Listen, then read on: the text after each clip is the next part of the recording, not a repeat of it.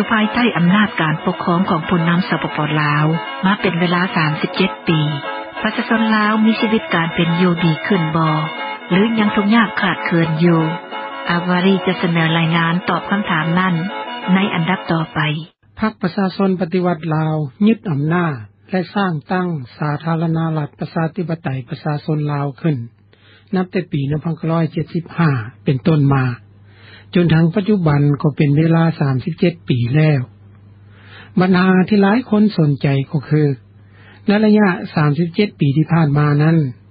ประชาชนลาวได้มีชีวิตการเป็นอยู่ที่ดีขึ้นบ่หรือยังทุกข์ยากขาดเขินอยู่คำตอบ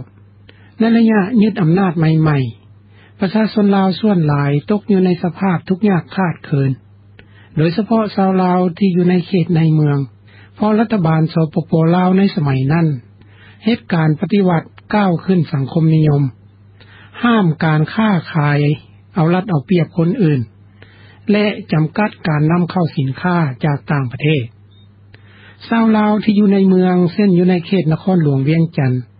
ขาดเคินอาหารยาปัวพยาธิเครื่องนุ่งห่มและเครื่องอุปโภคบริโภคที่จำเป็นอื่นๆในเวลานั้นประชาชนลาวหลายแสนคนโตหนีออกจากประเทศไปส่วนหนึ่งก็ย้อนชีวิตการเป็นอยู่ฟืดเคืองนั่นเอง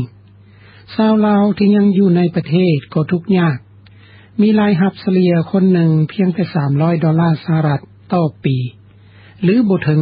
$1ต่อมื้อต่อมาพรรคและรัฐบาลสปป.ลาวเริ่มปฏิรูประบบเศรษฐกิจเอิ้นว่าจินตนาการใหม่อนุญาตให้ประชาชนมีสิทธิเฮ็ดธุรกิจการค้ารับเอาการลงทุนจากต่างประเทศและเปิดกว้างต่อโลกภายนอกชีวิตการเป็นอยู่ของประชาชนลาวโดยทั่วไปก็ดีขึ้นเล็กน้อยชาวไร่ชาวนาก็มีกำลังใจผลิตเมื่อผลิตแล้วก็สามารถขายได้ส่วนผู้อยู่ในเมืองก็มีโอกาสได้เฮ็ดการค้าการขายผู้เป็นพนักงานของรัฐก็มีทางเลือกมีสิทธิ์ออกการที่ให้เงินเดือนต่ำนั้นไปเฮ็ดธุรกิจส่วนตัวซึ่งต่อมาชาวลาวเหล่านี้ส่วนหลายก็หั่งมีเป็นดีขึ้นอย่างว่องไวต่อมาในระยะเกือบ10ปีที่ผ่านมาประชาชนลาวหลายคนโดยเฉพาะเจ้าหน้าที่ขั้นสูงของพรรคของรัฐและพวกพ่อค้าแม่ค้าก็หั่งมีเป็นดีขึ้นเจ้าหน้าที่ขั้นสูงหั่งมีขึ้นส่วนหนึ่งก็ย้อนชาวรัฐบางหลวงรับเงินสินบนและเฮ็ดธุรกิจแบบถูกต้องและบ่ถูกต้องตามกฎหมายสำหรับประชาชนในเขตชนบทซอกเล็กห่างไกลในบางเขตก็เริ่มมีถนนหนทางและไฟฟ้าใช้หลายครอบครัวก็สามารถซื้อรถจักรรถบรรทุกฮุนไดตู้เย็นและโทรทัศน์มาเบิ่งมาใช้บ่เพียงแต่ประชาชนหั่งมีเป็นดีขึ้นทางฝ่ายรัฐบาลก็หั่งมีขึ้นนำเพราะรัฐบาลได้สร้างสาพัฒนาเป็นต้นได้สร้างถนนหนทางเคลื่อนไฟฟ้า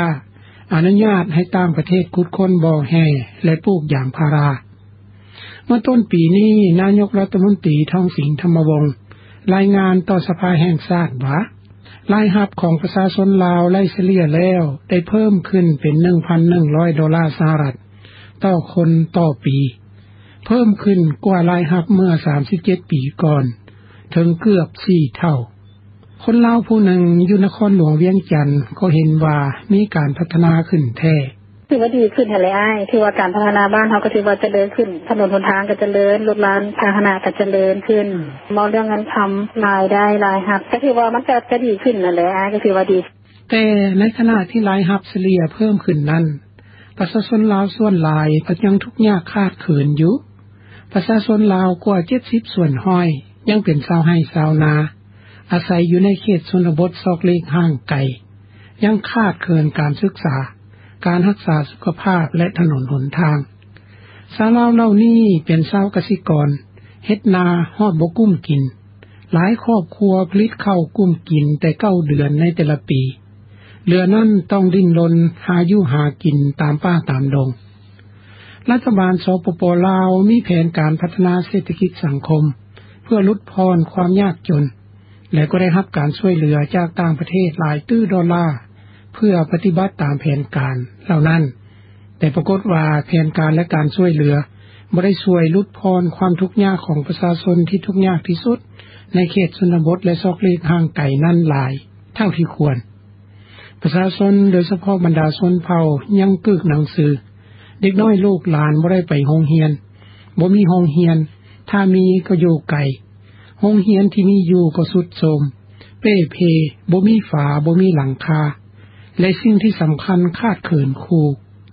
การรักษาสุขภาพก็เช่นเดียวกันบ่ทั่วถึงหลายบ้านหลายเขตบ่มีสุขศาลาถ้ามีก็บ่มีนายแพทย์นางพยาบาลยาปัวพยาธิและอุปกรณ์การแพทย์แม่หญิงลาวยังออกลูกตามธรรมชาติและเด็กน้อยก็ยังขาดเขินอาหารการกินบ่เติบใหญ่ขยายตัวเท่าที่ควรอัตราการเสียชีวิตของแม่หญิงและเด็กน้อยยังสูงอายุเฉลี่ยของชาวลาวในเขตชนบทยังต่ำบ่ถึง60ปีชาวลาวบ่ได้รับการศึกษาและขาดเขินการรักษาสุขภาพ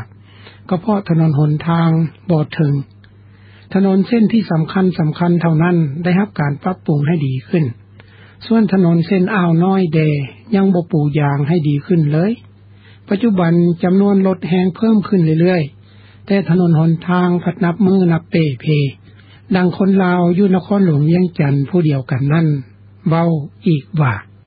ถนนหนทางเนาะที่ว่าก็ยังบ่ได้เต็มใจของคนลาวที่เนาะที่ว่าถ้าพัฒนาไปได้อีกหลายๆอย่างก็อีกก็คิดน้องคือว่ามันอาจจะงามกว่านี้ไปอีกนะในเขตชนบทแห่งหายหลายบ้านบ่มีถนนเข้าบ้านจากถนนใหญ่ชาวบ้านจำเป็นต้องขี่รถจักรหรือรถอีแตนไถนาแล่นบุกเข้าออกตามเส้นทางที่เต็มไปด้วยขี้ตมในยามฝนและขี้ฝุ่นในยามแล้ง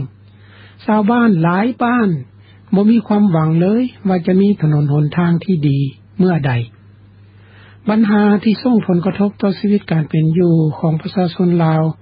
ให้แฮงกว่าหมู่ในปัจจุบันก็แม่นปัญหาที่ดิน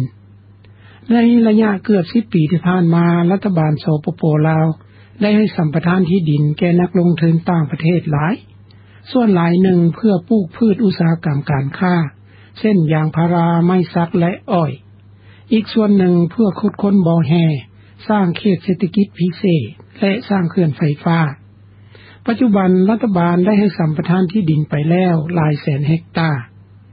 ปัญหามีอยู่ว่าดินที่ให้สัมปทานไปนั้น